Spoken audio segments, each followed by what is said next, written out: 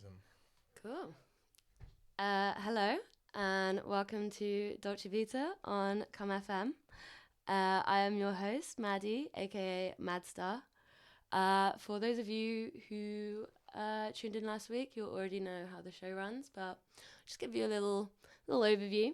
So I studied human rights law, and as such, I like to start each show with a short and sweet educational moment where I kind of discuss recent events, maybe in our kind of community, whether that's the queer community or I guess Bristol more generally, or the UK or internationally. Whatever I feel like doing, really. And I give them maybe some legal context, and yeah, provide kind of resources to point you in the direction for further learning, further reading. And then we'll get on to our amazing guest for this week, the beautiful K. Rush. Hello. We're going to hear a little bit more about her, what she's up to at the moment, and we're going to get an incredible mix, which I'm very, very much looking forward to. So here goes. So this week, we are going to be talking about protest. The kind of UK law, obviously, I guess a lot of us heard about Kill the Bill. And they were talking about the Public Order Bill, which is now the Public Order Act, because unfortunately it was not killed. So yeah, going to be looking at that, going to be looking at how it sits within international legal framework. So under the ECHR, which is the European Convention on Human Rights, so Article 11 protects so like freedom of association and assembly, and this protects the right to protest. So there are some situations where a public authority is able to restrict this right, but this is only when the authority can show that what they're doing is lawful, necessary, and proportionate, and it must either protect national security or public safety, prevent disorder or crime, protect health or morals, or protect the rights and freedoms of other people. So action is proportionate when it is appropriate and no more than necessary to address the kind of issue at hand. UK law now. So in 2022, the Police Crime Sentencing and Courts Act came into force. This was, I guess the original bill that introduced very vague kind of restrictions on protests. It gave police and government kind of powers to clamp down on any protests, including protests by one person, and would allow protests to be shut down if they are considered too noisy or likely to be a nuisance. I don't know about you. Literally the point of a protest. But yeah. Be a nuisance. Like, yeah, we have peaceful protests that maybe do not impact at all on your day, but you can still have kind of peaceful forms of protest that will maybe be considered as a nuisance by someone. So yeah, it is just ridiculous. It's a complete kind of contravention of the what a protest is, and therefore the right that is protected within the European Convention. So yeah, that was the Public Order Act. No, that was the Police Crime Sentencing and Courts Act, and then the Public Order Act came in 2023, and it increases the police's ability to restrict and criminalize protest activity, and gives them more powers, which allows for things like new and expanded use of stop and search, which, you know, is obviously awful for communities that are already kind of discriminated against due to kind of race, ethnicity, religion. So also allows for orders that ban people from participating in protests and controls their movement, activity, and association. So people can be preventing from being in certain places at certain times, being with certain people, doing certain things. And this can be anyone. You don't have to have a criminal record. The court can issue this order to anyone, which is insane. And then also, there are new offences which criminalise certain types of protests altogether, such as locking on and being equipped to for locking on, causing serious disruptions by tunnelling, or being present in a tunnel and being equipped for tunnelling, obstructing major transport works, and interfering with key national infrastructure. So it completely just kind of curbs the abilities to protest. Obviously, it's pretty clearly not within the European Convention on Human Rights, as is agreed with by Volker Turk. He is the UN High Commissioner for Human Rights. And he basically described the legislation as deeply troubling.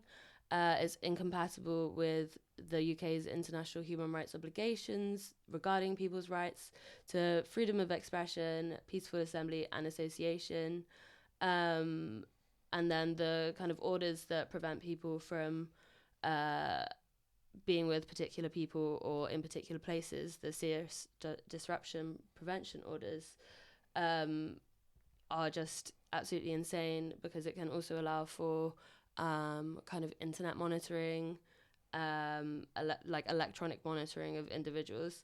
Governments are obliged to facilitate peaceful protests, and they need to protect the public from any kind of serious harm. But basically the risk here is that these orders preemptively limit someone's future legitimate exercise of the right to protest, which is just no good. If you do choose to protest, you may want to get yourself onto the Liberty HQ website or to Base Info Shop and get yourself a bus card. These provide advice on arrest, numbers you can call for legal representation, and kind of answer some very basic questions for you. So please get on that. If you're going to protest, do it as safely as possible. Look up protest etiquette, which is a very good point raised by the lovely K-Rush earlier. So thank you for that. That is the education section done. This month's guest is one of the organisers and resident DJs for Crotch and Conquer, which are two of Bristol's well-loved queer club nights, as well as a disc jockey, poet and rapper in her own right. Her sets are the definition of high energy. Each time she poshes a very unique mix of techno, electro, 140, hardcore. I mean, I've heard you do everything. Drill, drum and bass, disco. Her first 3 years behind the deck. So she's played Glastonbury, Boomtown, Bristol Pride, Culture Calling, / Stay Bar Scene, and some incredible nights in Bristol, including recently opening for Pussy Palace, playing alongside Nightwear's Noel Wax, in lineups with Mandy Dexterous and also Grove. And that's kind of just a very short summary of the CV. It's a good CV. I'm proud of it. It's an excellent CV. Yeah. You should be. How are you doing today? I'm good. Yeah. I think preparing for this interview has been really fun. I think, and again, hearing that read up, thinking about last 3 years, and then also thinking about what I want to chat about. I'm feeling in the spirits for a chat. Okay, absolutely. Well, that is great news. You're on the radio. We're here to chat.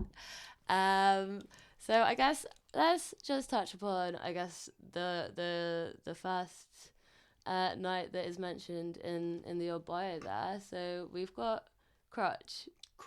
Yeah. My baby. Your baby. Crotch, I can't tell if I found Crotch or Crotch found me. Truth be told, I really have to be honest about that, because I think a lot of people feel that way in Bristol as well.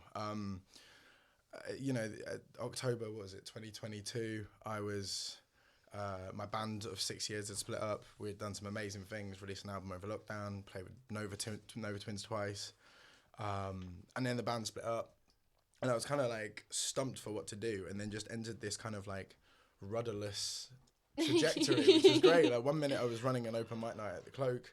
Next thing, I'm box office for Crotch. That was when like Emmy was running it, and then like kind of stumble later. And by next summer, by that next September, we're a kind of resident DJ and an event manager. And I'd not, I'd run events, as in I'd run gigs before, and overseen the running of 4 bands, for example, whatever, but not DJs and programming in that sense, and dancers and decor and all of the that whole kind production. of stuff. Yeah, it's the production, exactly. Yeah, everything. And my production experience is in musical theatre, unfortunately. So trying to apply that to like a queer rave club night is tactless beyond belief.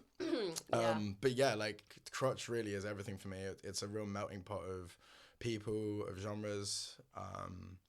And I think like especially it has grown and it's developed so much. It was at Mr. Wolf's at one point. Then Mr. Wolf's continued to act like the inadequate venue they are. They did. We had the What's the Time Mr. Wolf campaign. Then we moved it to Landogger Trout. Fucking shout out that venue. They really do like host some incredible nights. Considering their location, it was a tough door to run. Yeah, I feel like I was a security guard rather than a box office person, and like big vibe checks. Definitely, yeah. Well, the vibe checks also don't involve doubling the ticket on tour, depending on how bold and brutish you looked. You know what I mean? No offense to the bald dyke scene that I often belong to, but like, yeah, it was like that was a real kind of struggle. But like within that one tiny room adjacent to this like ancient pub, like we really like that community was born, founded.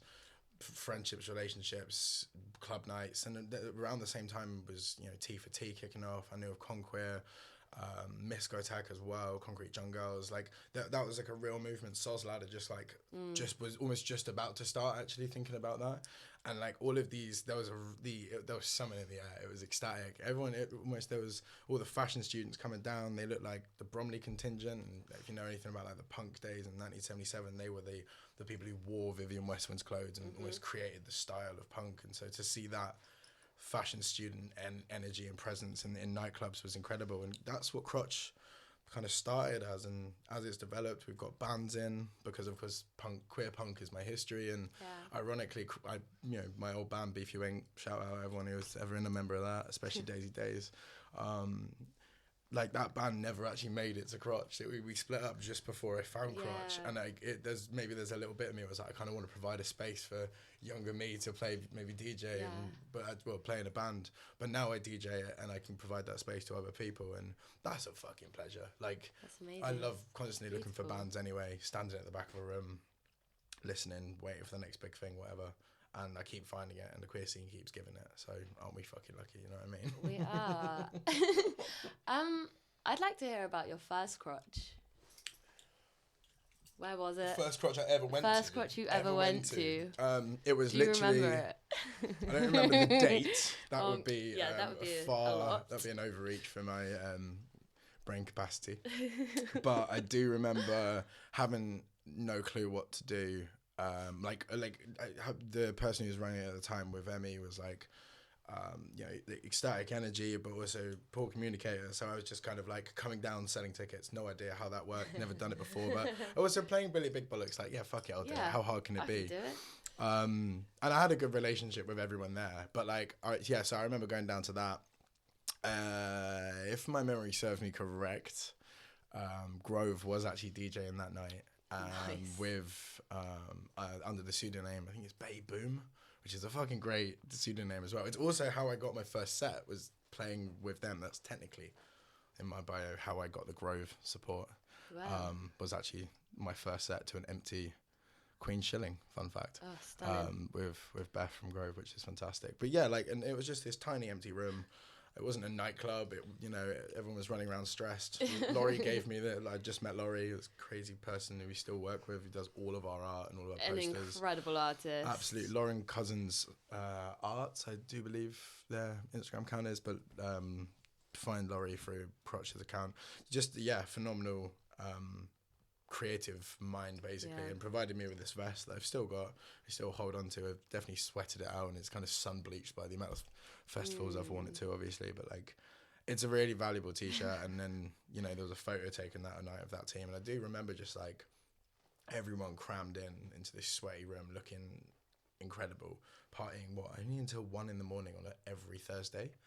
But the turnout was better than maybe any event I see these days, genuinely. Like, and it was commitment, and it was mix of students and elders, and that maybe that's what Crotch has always resembled for me most, is that it's not a pigeonholed event. It's not got a genre or a real target audience. Maybe it has a little bit more now because we do kind of favour the alternative crowd. Yeah. But I think it's like the radical inclusivity kind of sentiment, though, of everyone is welcome. Yeah. This is what we do. Absolutely. We want to create this really safe space, so get involved. Like, I've done welfare for a fair few crotches, and I've done an incredible job. Thank you. I have read the rules to many people, many a person, many a time. And yeah, you do get everyone. Everyone comes to that door. We really fucking pride ourselves on being a queer and ally event, and that really comes from the fact that I love raving. I love going to a lot of different events that aren't predominantly queer safe spaces. And when I go to them, I do notice the fact that my friends can't necessarily access a death metal, black metal gig, or they can't access a really heavy techno show or something. So I want to bring those feelings and vibes and genres to Crotch and constantly be giving them people different experiences. And that again creates the eclecticity of our turnout. Do you know what I mean? Which, love it. Love it. It should be for everyone. And then, like you say, it's queer people setting the standard, but everyone partying together. Yeah. And that's the motive. What a lovely thing to be a part of. It's a real honour. And shout out to Kezi, shout out to Bo, shout out to Laurie, shout out to Bendy Wendy, and shout out to everyone of the Cute Cartel members who's ever helped us. Also shout out to everyone who's ever fucking worked with us and been patient with our poor communication and our constant pink everything. It's okay. It doesn't go with everyone's outfits, but we fucking love it. It's great doing welfare and having to have an outfit that matches your bright pink. Yeah, you fit in the staff element. We're very important. On we have a uniform at least. Yeah. Cool. So I think next I'd love to talk to you about your kind of most recent venture. Yeah. I think that's the right word. Side project / mental health. Project. Yeah, your therapy currently. I lack the money to get therapy, so I started a club night to make money to get therapy. Do you spend the money on therapy? No, I spend it on records and weed. And weed. Same for that. So therapy. Therapy. Do not follow in K-Rash's no, get therapy. Example. Always get therapy. Always choose therapy over drugs. But if you don't, starting a club night is really fun. And my new one is my new one was really I love obviously work at Lost Horizon with Mad Star, the Wonderful Self, and so we watch events every night, and I really kind of see how every kind of genre plays out, and I was so inspired and touched by sound system culture. By Pangea Sounds and Experience with Kesh, Loose Sounds, Dharma Hi-Fi, One Relation especially. I'm now Downbeat Melody as well. Melody. I'm trying to remember it. Everybody. Right, the one person's gonna be sitting there bastard, didn't include me. Fuck her. But I was so inspired, not just only by the fact that these fuck off massive speakers are so loud and so bassy, and I love bass, but I love that people are not facing the DJ. Yeah. And it takes that air away. And babes, I was in bands. I wanted people to stare directly into my heart-bearing soul as I sung to them for however I was on stage. I do get sick of it after a while. And I think also it changes the element that when you go to a live performance, you're now watching a DJ. You don't know what you're watching them do anything. You're watching them fucking press buttons. You're literally just watching them do gesture and pump their fist. I hate having to I love performing. I love your friends eyes being on me, but also it's weird. Yeah, it's odd because also your friends put so much effort into their outfits and you don't look at them all night.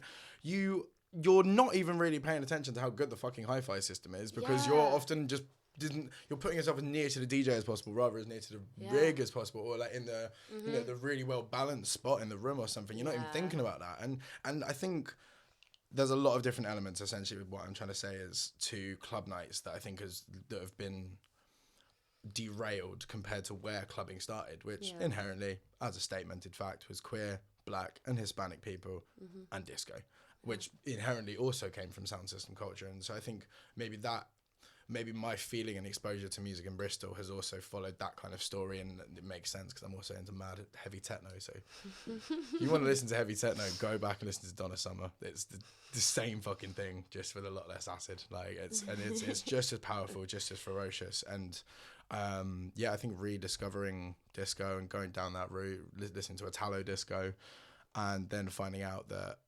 another piercing and tattoo clad working class punk called Lottie, who was in a band called Bruxism, is also really unexpectedly into this twee Italo disco world. We just had to start a club night, and we take the decks away from the dance floor for the most part. So it's just speakers and people. We dress to express, not to impress. We worship the dance floor and not the DJ.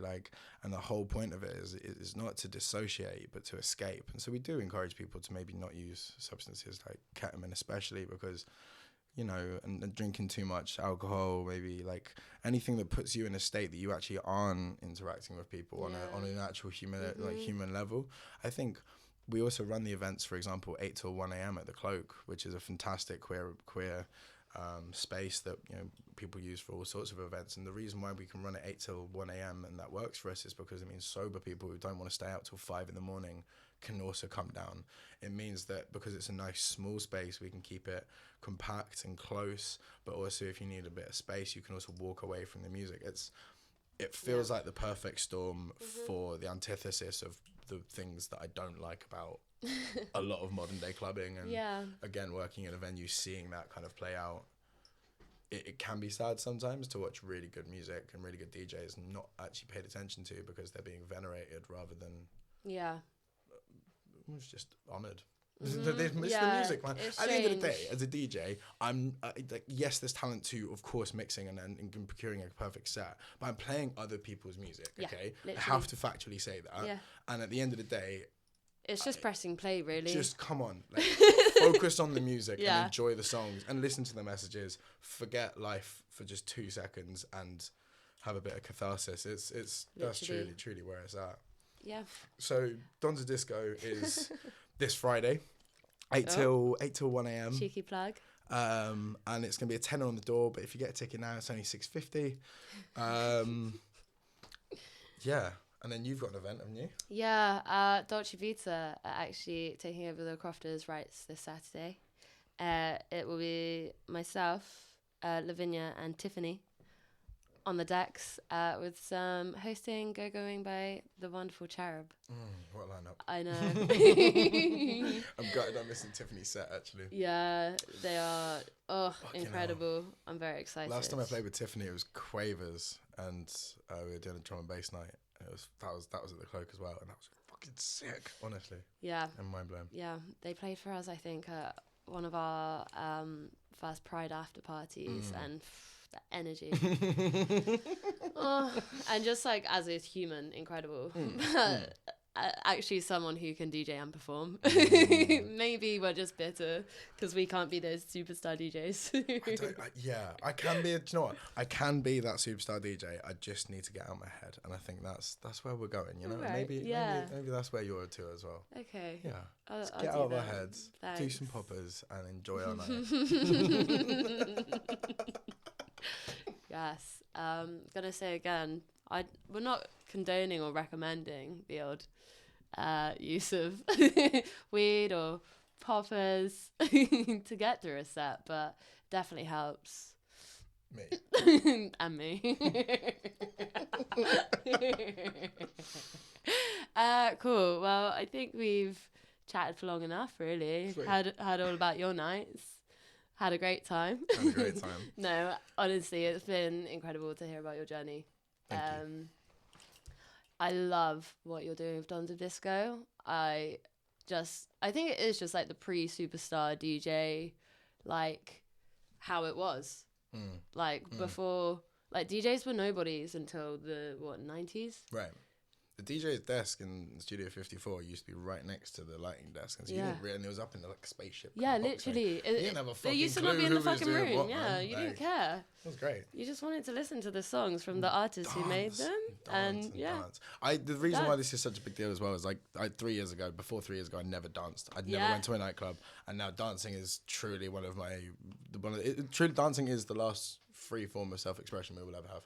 Even when we are silenced, we will always be able to dance. We'll always be able to dance. That's beautiful. And on that note, yeah. Crotch is on the 30th of March at the end of this month. I don't know where we're at with ticket sales and prices, but if you go to Headfirst now, they won't be as expensive there as they are on the door. We've got Third Culture, we've got Freak Show, we've got Bled, we've got Finn Darrell, we've got Theatre from Stain, Bendy Wendy, we've got Angel Mel, and myself. Yeah. Have I forgotten anyone? No, and Q Cartel, of course. Q Cartel. Killing it. It's basically going to be a mad lineup at Strange Brew. It's absolutely insane. It's big, no, big. That's one of our biggest lineups. Big, 100%. hefty, like you can, that's a meaty bite, you know, of a lineup. That's all I can say. Like, we let to give it's them gonna be something great. they can chew. Yeah, so big ups on that one because that was Arts Council. Arts Council funded. Yeah. The Arts Council support the queers once more. Yay. In our fun gay ventures. Yeah, I'm so proud of that. And I think the fact that Strange Brew asked us is, I'm just grateful. That's I think it just shows that, you know, it started in Mr. Wolsey and then the Trow. And now it's gotten to where it is and you've been a part of that and it's just something to be proud of. Absolutely. And something to further because the community loves it, needs it, and we just need to remember to fucking use it, all right? Because buy tickets in buy advance, tickets, guys. We don't know sometimes if we can even do a gig sometimes. Yeah, it's happened to all of us. So yeah, buy your tickets. Get your tickets for Donza Disco. Get your tickets for Dolce Vita. Get your tickets for Crotch. Oh, and on the note with your introduction, which I thought was fantastic about protesting, I just wanted to add, fuck the police. Yeah. Take it away. Thank you.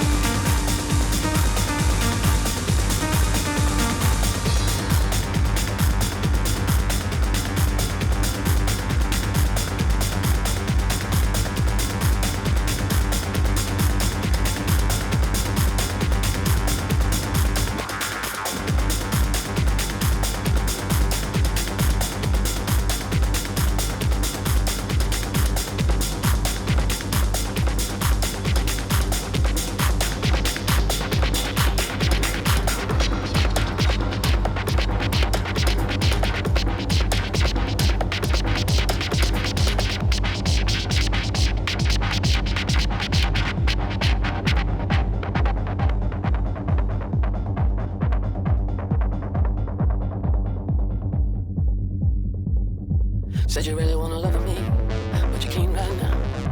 Said you really wanna touch me, babe, can't do it right now. I can't kill you, I don't better get near you, babe.